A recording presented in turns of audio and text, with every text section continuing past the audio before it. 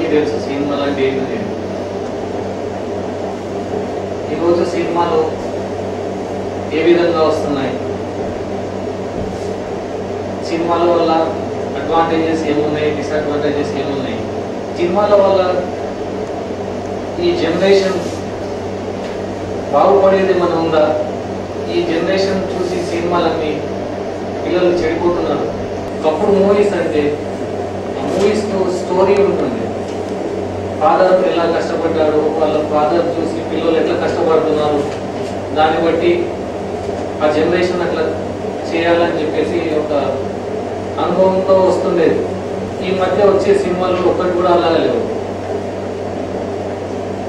ఈ మధ్యలో ఒక మూవీ వచ్చింది, ఒక కొత్త మూవీ, ధోని అని, ప్రకాష్ రాజ్ మూవీ. దాన్ని ప్రతి ఒక్కరు చూడాల్సిందే మూవీ. అది చూసి చాలా ఇంప్రూవ్మెంట్ అనేది పిల్లల్లో కానీ పేరెంట్స్లో కానీ చాలా కలిగే సీన్స్ ఉన్నాయి, సిచ్యువేషన్స్ ఉన్నాయి. నాకు ఈ మధ్య సినిమాల్లో మ్యూజిక్ కన్నా ఎక్కువ ఎంటర్టైన్మెంట్, ఆ సాంగ్స్కు సంబంధించిన అసలు మ్యూజికే లేదు. సాంగ్ టైటిల్ ఒకటి ఉంటే సాంగ్ ఒకటి ఉంటుంది, సాంగ్ ఒకటి ఉంటే టైటిల్ ఒకటి ఉంటుంది.